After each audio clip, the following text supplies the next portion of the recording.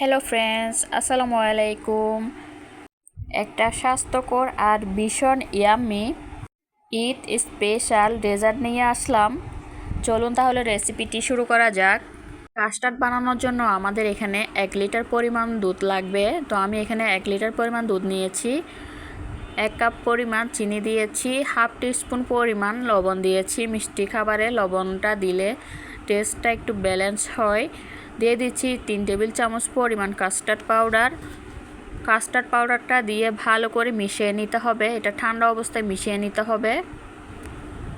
এখানে একটা আপনাদের টিপস দেই, কাস্টার্ড পাউডার যদি গরম পানিতে মেশানো হয় তাহলে কিন্তু ভালো করে মিশতে চাইবে না। সেজন্য ঠান্ডা অবস্থায় কাস্টার্ডটা দিয়ে নেবেন, তাহলে কিন্তু খুব ভালো করে মিশিয়ে নিতে পারবেন। তো ভালো করে মিশিয়ে আমি চুলায় বসিয়ে দিয়েছি। চুলাটা অন করে ভালো করে এটাকে বলক উঠিয়ে নিচ্ছি। এটাকে অনবরত নাড়াচাড়া করে ভালো করে রান্না করে নিতে হবে। অনবরত নাড়তে থাকতে হবে, না হলে কিন্তু নিচে লেগে যাবে, তাহলে খেতে ভালো লাগবে না। তো কাজটা আমাদের একদমই কমপ্লিট হয়ে গিয়েছে, একদম ঘন হয়ে এসেছে। চাইলে আপনারা আরেকটু ঘন করতে পারেন, অথবা আপনারা আরেকটু পাতলা করে রাখতে পারেন। এটা ঠান্ডা হওয়ার পরে আরও অনেকটাই ঘন হয়ে যাবে। তো আমি এটাকে নেড়ে চেড়ে ভালো করে ঠান্ডা করে নিচ্ছি। আমি এইরকম ঘনত্ব রেখেছি, আপনারা একটু ঘন অথবা পাতলা করে রাখতে পারেন, যার যার পছন্দ অনুযায়ী করবেন। তো আমি এটাকে ফ্রিজে রেখে দিব 1 ঘন্টার জন্য।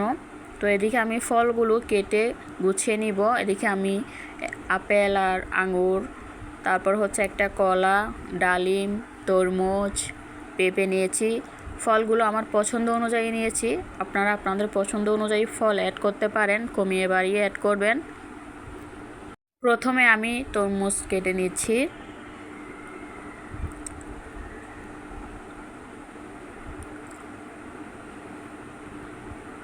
তরমুজগুলোকে ভালো করে আমি পিস করে কেটে নিব আমার পছন্দ মতো।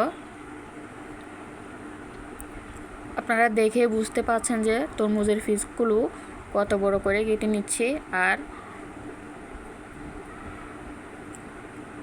এই যে আমি এরকম করে কেটে নিচ্ছি, দেখুন আপনারা আমি কিভাবে কেটে নিচ্ছি তরমুজটাকে। তো এভাবে আপনারা খুব সহজে তরমুজটাকে কেটে নিতে পারবেন। তো তরমুজ থেকে বিচিটা আমি আলাদা করে নিচ্ছি। যতটুকু সম্ভব বিচিগুলো ফেলে দিতে হবে, না হলে কিন্তু খেতে ভালো লাগবে না।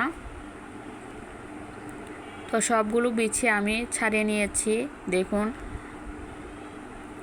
এবার আঙুরগুলো কেটে নিচ্ছি। আঙুরগুলো কাটার আগে ভালো করে ধুয়ে নিতে হবে। তো মাঝখান থেকে আমি কেটে দুভাগ করে নিচ্ছি। আপনারা আঙুরটাকে আরেকটু ছোট অথবা আরেকটু বড় করে রাখতে পারেন। আমি আমার পছন্দ অনুযায়ী সবগুলো ফল কেটে নিচ্ছি।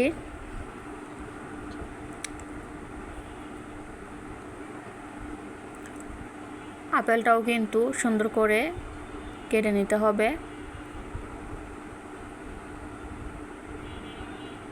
এই যে আমি এরকম সাইজ করে আপেলগুলো কেটে নিচ্ছি। আমি আপেলটাকে একটু বড় সাইজ করে রেখেছি, মাঝারি সাইজের আর কি। তো এখানে একটা কলা নিয়েছি, কলাটাকে ভালো করে ছিলে তারপর হচ্ছে মাঝখান থেকে ফেলে নিতে হবে। মাঝখান থেকে একটু কেটে নিচ্ছি। কলাটা কিন্তু অনেক বড়, সেজন্য আমি মাঝখান থেকে কেটে নিচ্ছি। আপনারা চাইলে কিন্তু না কেটে এটাকে ব্যবহার করতে পারেন। তো আমি একটু মোটা মোটা করে রাখতেছি, খেতে ভালো লাগবে। তো সমস্ত ফলগুলো আমি কেটে নিয়েছি। এখানে আঙুর, ডালিম, তরমুজ, পেঁপে, কলা, তারপর হচ্ছে আপেল নিয়েছি। আপনাদের পছন্দ অনুযায়ী আপনারা ফলটা অ্যাড করবেন।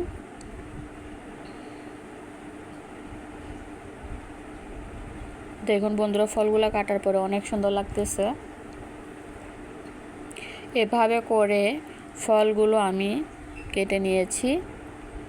এবার ফ্রিজ থেকে এবার কাস্টার্ডের মধ্যে অ্যাড করে দিচ্ছি ফল। প্রথমে দিয়েছি পেঁপে, এরপর দিয়ে দিচ্ছি আপেল, এরপর দিয়ে দিলাম কলা, এরপর দিয়ে দিতে হবে তরমুজ, এখন দিয়ে দিচ্ছি আঙুর, এরপর দিয়ে দিচ্ছি ডালিম, এবার ভালো করে মিশিয়ে নিতে হবে।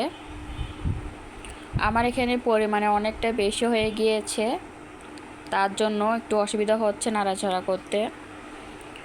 ভালো করে মিশিয়ে আমি কাস্টার্ডটাকে রেডি করে নিচ্ছি। আমার কাস্টার্ড রেসিপি একদম হয়ে গিয়েছে। এবার একটা বাটির মধ্যে নিয়ে সার্ভ করব।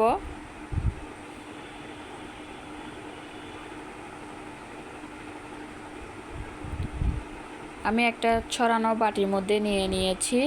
এবার উপর থেকে সুন্দর দেখানোর জন্য কয়েকটা ফল ছড়িয়ে পরিবেশন করব। কেমন হয়েছে বন্ধুরা কমেন্ট করে জানাবেন। ভালো লাগলে লাইক কমেন্ট শেয়ার করবেন। আসসালামু আলাইকুম, আল্লাহ হাফেজ।